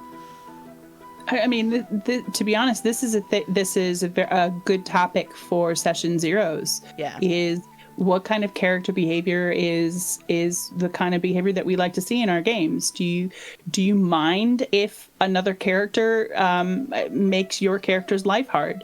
One of my veils is interpersonal conflict, and I don't even really consider it a veil. It's sort of like whatever level is between that and perfectly fine. It's more of, it depends on what my mood is. Maybe something bothered me earlier that day and I'm in a bad mood. I'm feeling very sensitive. And if our characters aren't getting along, or maybe it's a phrase that someone used that triggered me specifically, I just let everybody know that there aren't any specific limits on this, but maybe there might come a day where it's just the bad combination of things. And I have to say, okay, we need to move on from this. I can't handle it. Or I need to leave. Sometimes it's that quick. Yeah, you need to talk about these things early on. Like, can we handle arguments within the party? Are we going to play underdogs who screw everything up? Or do we all need to play heroes? Yeah. I also think one of the things we've run into is it can be really good when you have those intense moments, those intense arguments, especially between characters, drawing the line between the player and the character. Like, even to the degree of just like above the table, love you, man. This character's about to be an ass to you. Sorry. Yeah. Love you. This is not personal. I am not upset with you. Yeah.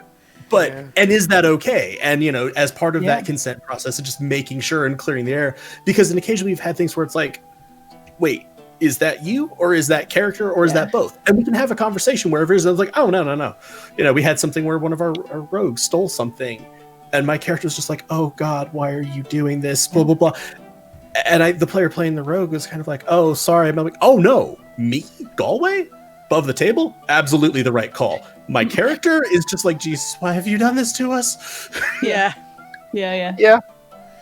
I've had a character where, again, friends at the table, but our characters were always at odds with each other. We're always arguing, not really fighting each other, but we're always arguing. So he was like a dwarf warrior. I was some sort of cleric. I forgot which race, and he was yelling at me to heal him. So I said, okay, here's the heal. Cast Cure Light Wounds. Oh, it's a touch spell, right? So I'd sock him with the spell, like punch him. it's a touch spell. Doesn't Cure say Light how. Wounds. Oh, I love it. and I've also been known to create food on top of him, so he gets buried in a 5x5x5 cube of tofu. Oh, that's good. We've determined that it's tofu, by the way, because create food. Right? No, it's regular bland tofu because it's the description of create food is tasteless but nutritious. Yeah. I was thinking the like stinky, messy angle. No.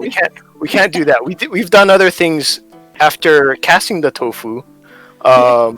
It goes to one of Floop's questions later on down the line where I responded with color spray. So I casted the tofu on him because this started becoming a normal thing, and then one of our mages would cast color spray on the tofu, so he'd be covered in various rainbow tofu, walking around or trying to get out of it.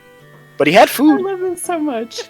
So in one of my parties, we had a druid who very much enjoyed, because they were an elf, so they only needed to meditate.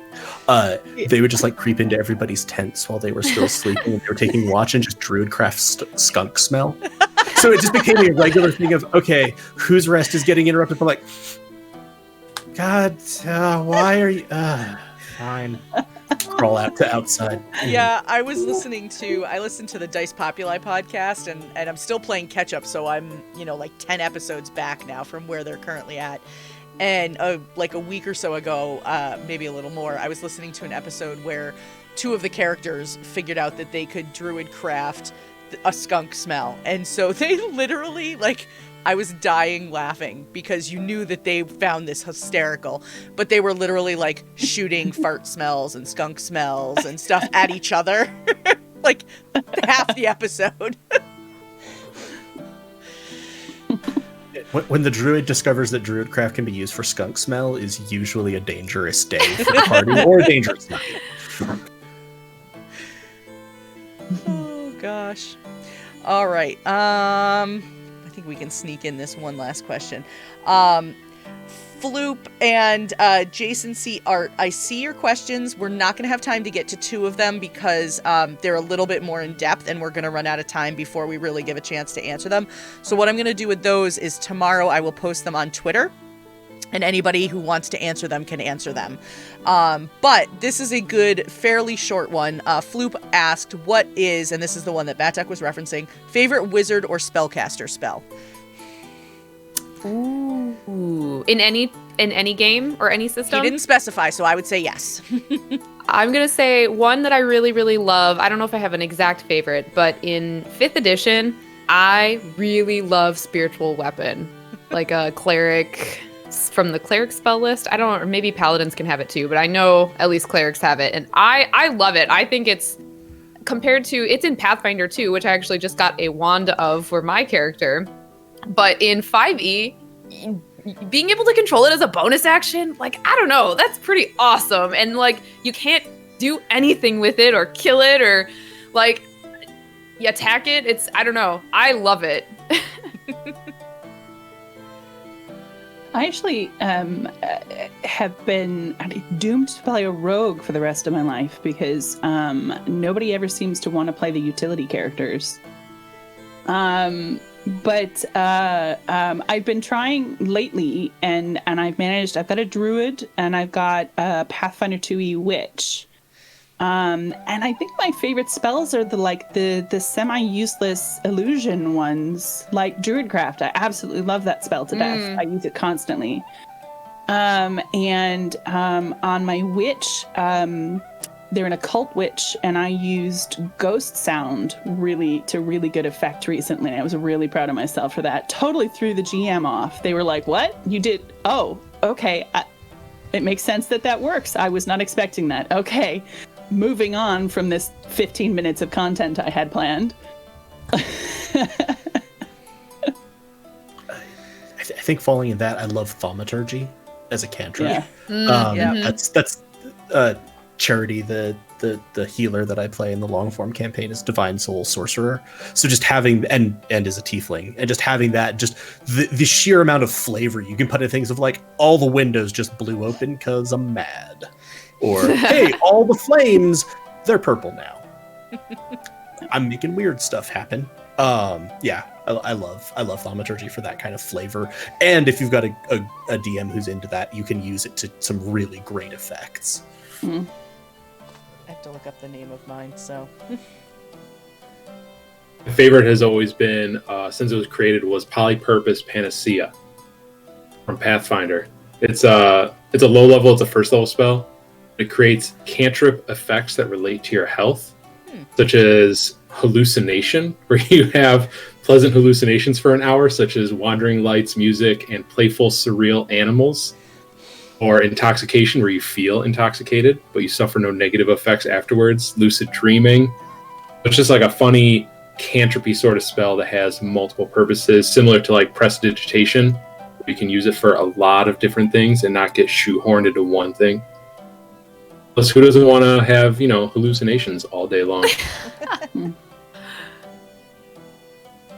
Okay, while Luna's looking up hers. Yeah, go for it. So I already mentioned create food and color spray, so I'll do a different one. There's a campaign where the DM was trying to effectively kill us, and in this instance, it was against a large group of very small creatures, like kobolds, or I think kobolds, imps, kind of that kind of thing. And I happened to play, lo and behold, another elf, this time a druid, and the spell that I happened to have in my back pocket was Entangling Roots.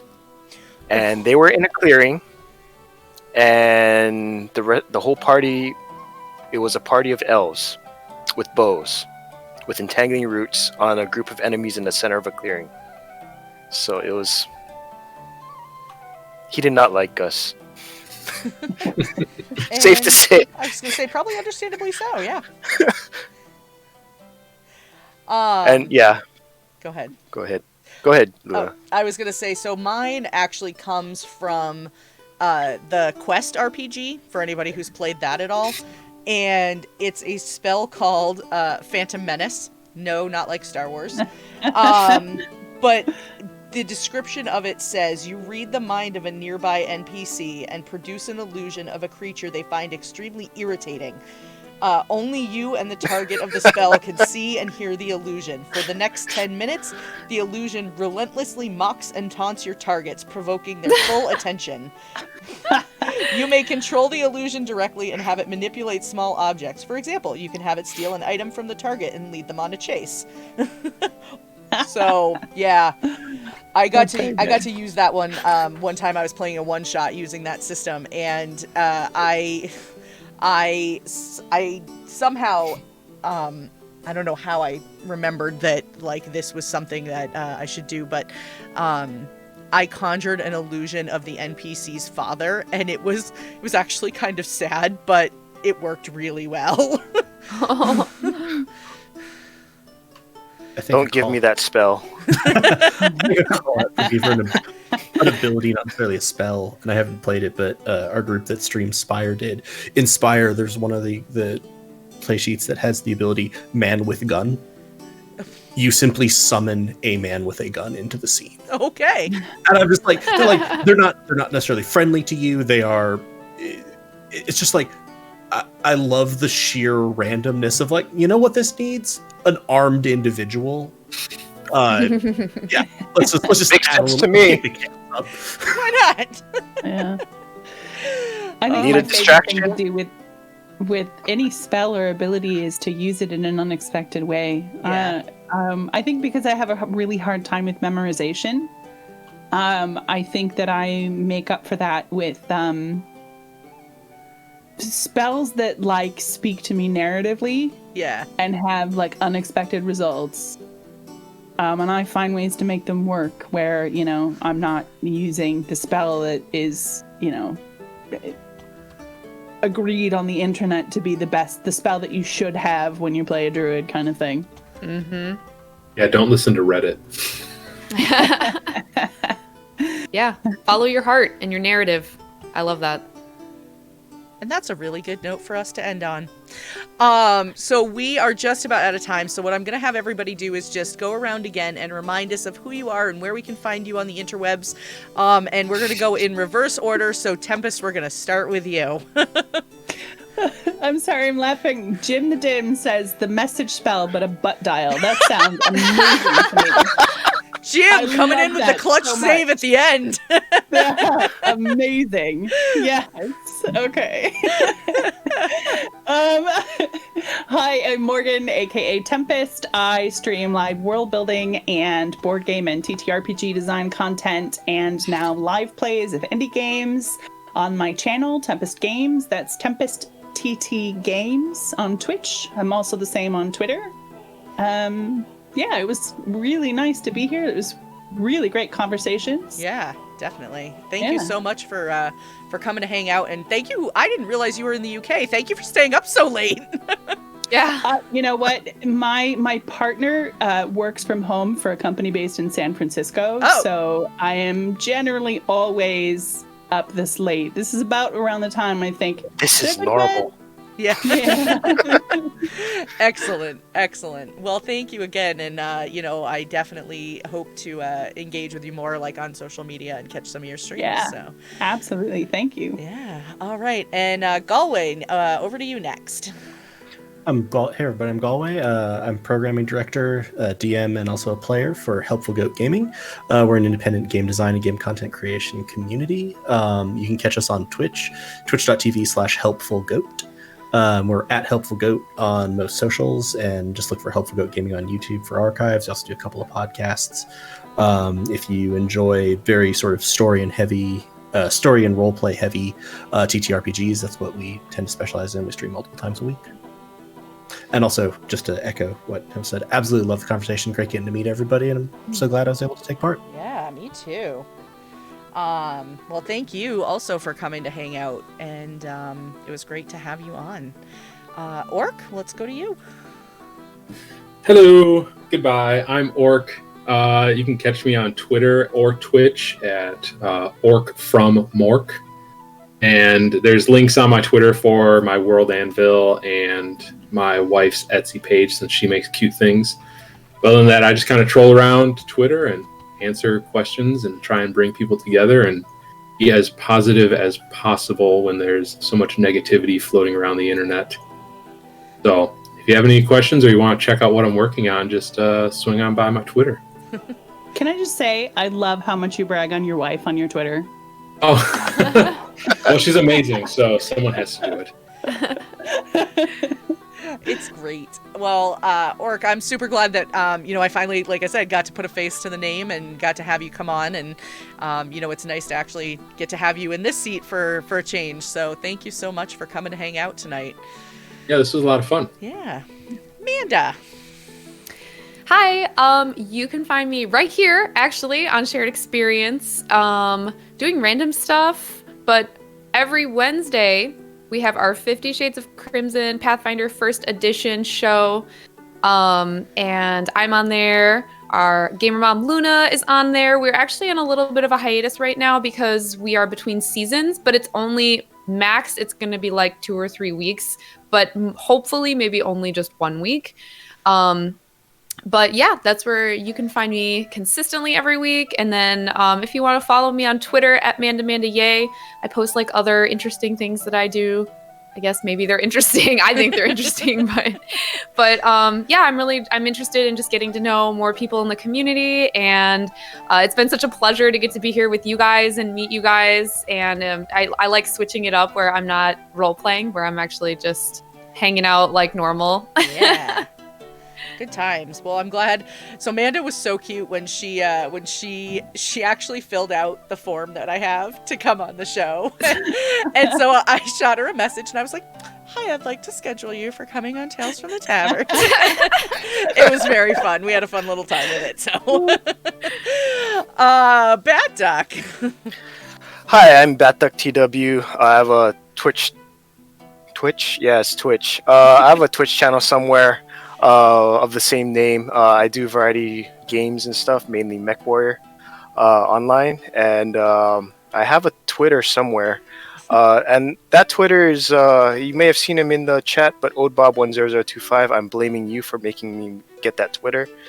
And on the side, I also will be re-listening to this whole stream and doing the podcast for them. Clipping up the audio and everything like that, making sure all the things are good. Yes. And I super appreciate that you're willing to do that for me every week. I really do. Yep. There's old Bob. Yeah, there's old Bob. It's all his fault. Well, thank you guys all so much for coming to hang out. And I really think this was an awesome conversation. I'm glad we got to talk about the safety toolkit and the consent toolkit. I did drop links for the chat, for those in chat. I will go back and grab those to drop them in our Discord as well for anybody who missed them and would like them again. And I will also probably shoot them out on social media on Twitter as well. So, they can always, it's always a good reminder to have those out and about. So this is Tales from the Tavern. You can catch us every Sunday night at 8 p.m. Eastern. And we are here pretty much every week. We won't be taking a break again until probably May. So we're going to do that. And then Tuesday nights, you can catch Ripples in the Gray, which I believe has a new cast member joining them this week. So if you missed that, there is a clipped video of the reveal of our new cast member. It's somebody who's been on Tales from the Tavern numerous times and has offered giveaways a couple of times as well. So definitely check that out. We're really excited to add her to the family. And Wednesday nights, like Amanda said, we have 50 Shades of Crimson. That's on a bit of a break right now, but that's also at 8 p.m. Eastern time. Yeah, be on the lookout for other stuff coming up. I'm sure, I know we've got a lot of stuff, going on, things in the works and all kinds of fun stuff. So we're actually going to go raid. So there's a few people in chat who know how much I love the Dragon Age games.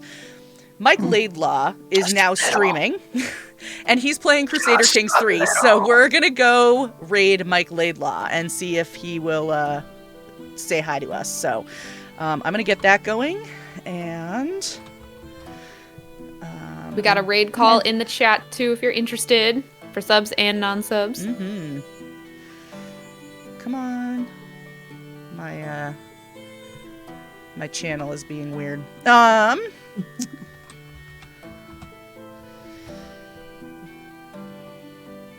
There we go. Oh, helps if I spell his name right. I just want to ask Bat Duck, is there a problem with, do you have a problem with Dragon Age? No problem. It's just Luna talks about it at least once a week. No, it should. You should. They're amazing games. They are very good games. Well, again, thank you all so much. Yeah. Well, thank you all so much. And we will catch you all next Sunday right here on Tales from the Tavern. Have a wonderful evening. Bye. Bye, everybody.